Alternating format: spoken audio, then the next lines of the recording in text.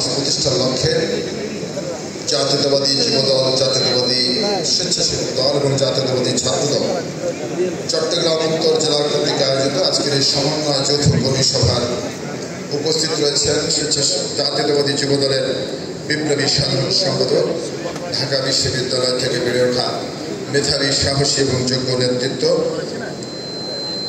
বন্ধু নুরুল ইসলাম নয়ন। উপস্থিত রয়েছেন জাতীয়তাবাদী ছাত্রদলের বিপ্লবী সিনিয়র সহসভাপতি, এই বীর চট্টগ্রাম কীট সন্তান, আমাদের স্নেহস্পদ আবু রাফসান মোহাম্মদ ইয়াহিয়া। উপস্থিত রয়েছেন অন্যান্য সংগঠনের কেন্দ্রীয় নেতৃবৃন্দ এবং জেলা পর্যায়ের নেতৃবৃন্দ। প্রিয় সহযোগিতা বন্ধুরা এবং প্রিন্ট মিডিয়া এবং ইলেকট্রনিক্স মিডিয়ার সহযোগিতা ভাইয়েরা, সকলকে শুভেচ্ছা এবং অভিনন্দন জানাচ্ছি। দেশনায়ক তারেক রহমান ইতিমধ্যে যে বার্তা দিয়েছেন আপনারা বুঝতে পেরেছেন, অত্যন্ত কঠিন এবং কঠোর। ব্যক্তির চেয়ে দল বড়, দলের চেয়ে দেশ বড়। শহীদ রাষ্ট্রপতি জিয়াউর রহমানের এই মহান উক্তি বুকে ধারণ করে আমাদেরকে অনেক দায়িত্বপূর্ণ পদ থেকে, আমাদের দায়িত্বশীল আচরণ এই জাতি আমাদের কাছ থেকে আশা করে। কারণ আপনারা এমন একটি সংগঠন, এমন একটি দলের সদস্য, যে দল সৃষ্টি করেছিল বাংলাদেশের মহান মুক্তিযুদ্ধের ঘোষক, বাংলাদেশের প্রথম রাষ্ট্রপতি, বহুদলীয় গণতন্ত্রের প্রবক্তা, বাংলাদেশি জাতীয়তাবাদের স্থপতি, আধুনিক বাংলাদেশের উপকার, বাংলাদেশের রাখাল রাজা শহীদ রাষ্ট্রপতি জিয়াউর রহমান বীরুত্তম। আজকে শহীদ রাষ্ট্রপতি জিয়াউর রহমান বীরুত্তম এমন একটি সময়ে জাতির হাল ধরেছিলেন।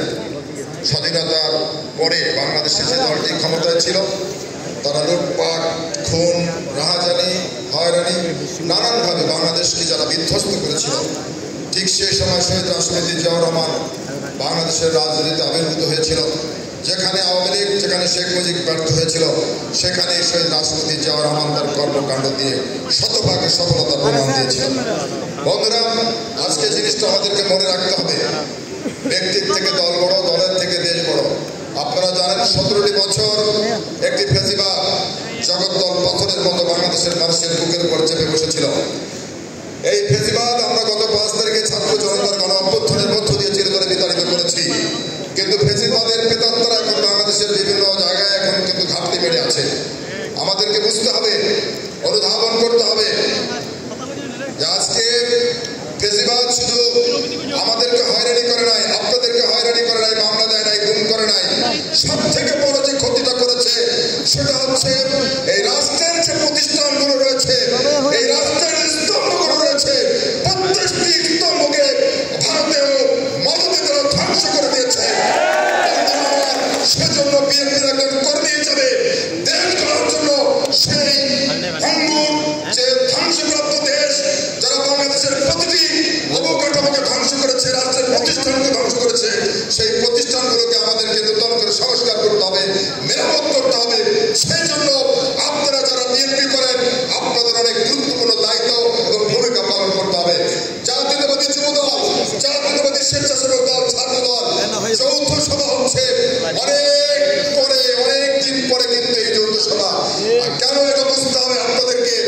কারণ আমাদের ভ্রাতৃত্বের বন্ধনকে আরো মজবুত এবং আরো অটুট করার জন্য দেশনায়ক তারেক রহমান এই নির্দেশনা দিয়েছে।